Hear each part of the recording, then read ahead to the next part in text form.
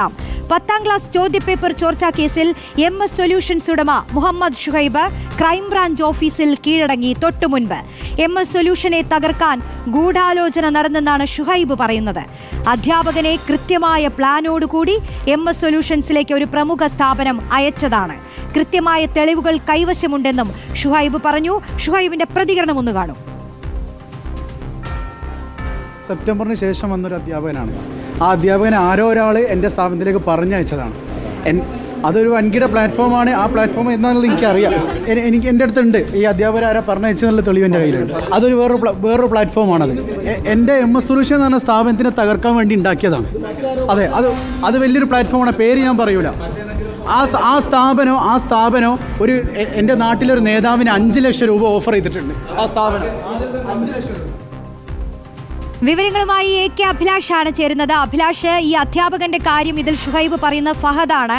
ഈ ഫഹദിനാണ് ഈ പ്യൂൺ ചോദ്യപേപ്പറുകൾ ചോർത്തി കൈമാറിയത് എന്ന വിവരമാണ് അന്വേഷണ സംഘം പങ്കുവച്ചത്. മാത്രമല്ല, ഈ ഫഹദാണ് ഇപ്പോൾ നിലവിൽ ഈ കേസിലെ 2ാമത്തെ പ്രതി. 3 പ്രതികളുണ്ട്, ഒപ്പം ഈ പ്യൂണും പ്രതിയാണ്.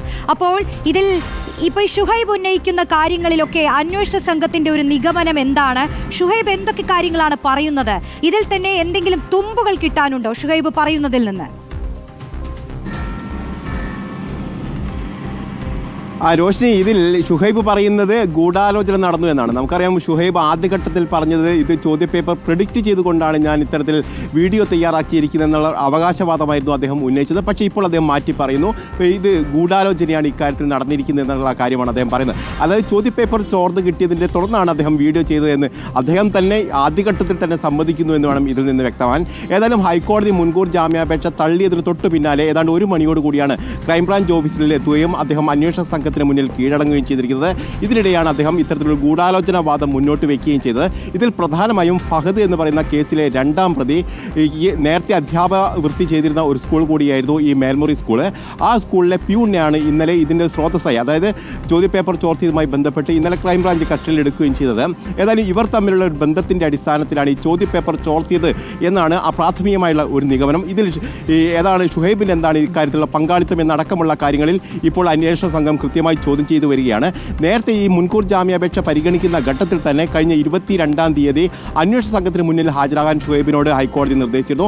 ഇതിൻ്റെ അടിസ്ഥാനത്തിൽ തന്നെ അന്വേഷണ സംഘത്തിന് മുന്നിൽ ഹാജരാകുകയും മൊഴി നൽകുകയും ചെയ്തിരുന്നു. അന്ന് ഒരു ദിവസം മുഴുവൻ സമയവും അദ്ദേഹത്തെ ചോദ്യം ചെയ്തിരുന്നു. ഇതിൻ്റെ അടിസ്ഥാനത്തിൽ 25-ാം തീയതി തന്നെ ഹൈക്കോടതിയിൽ റിപ്പോർട്ട് നൽകിയിരുന്നു. ഇതിൻ്റെയൊക്കെ അടിസ്ഥാനത്തിൽ തന്നെയാണ് ഇപ്പോൾ ഹൈക്കോടതി മുൻകൂർ ജാമ്യാപേക്ഷ തള്ളാനൊരു തീരുമാനം എടുത്തിരിക്കുകയും ചെയ്തത്. അതോടൊപ്പം തന്നെ ഈ പരീക്ഷയുമായി ബന്ധപ്പെട്ട് അതിൻ്റെ ജനങ്ങളുടെ വിദ്യാർത്ഥികളുടെ വിശ്വാസം ആർജിക്കേണ്ടുന്ന കാര്യങ്ങളൊക്കെ ചൂണ്ടിക്കാണിച്ചുകൊണ്ട് തന്നെയാണ് ഈ മുൻകൂർ ജാമ്യാപേക്ഷ തള്ളുകയും ചെയ്തത്. ഏതായാലും ഫഹദും അതോടൊപ്പം തന്നെ ജിഷ്ണുവും ഇന്ന് രാവിലെ അവർക്ക് ജാമ്യം നേടുകയും ചെയ്തിട്ടുണ്ട്. കോഴിക്കോട് ജില്ലാ കോടതിയാണ് അവർക്ക് ജാമ്യം നൽകിയത്.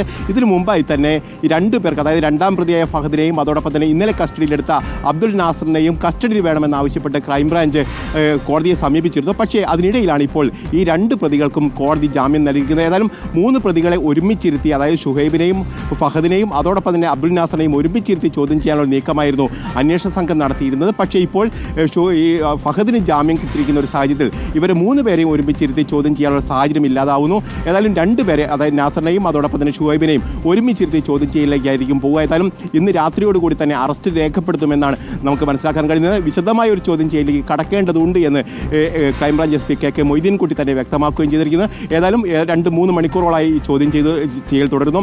അതിനുശേഷമായിരിക്കും വിശദാംശങ്ങൾ നൽകിയത്. ചോദ്യം ചെയ്യൽ തുടരുക തന്നെയാണ്. നോക്കൂ, ഒരുപാട് കുട്ടികൾ എഴുതുന്ന പരീക്ഷ, ഒരുപാട് പ്രതീക്ഷകളുമായിട്ടാണ് കുട്ടികൾ പരീക്ഷ എഴുതുന്നത്. അതിൽ കുറച്ചു പേർക്ക് മാത്രം അവരുടെ കയ്യിൽ ചോദ്യപേപ്പറുകൾ എത്തുക എന്ന് പറഞ്ഞാൽ അതങ്ങനെ നിസ്സാര കാര്യമല്ല.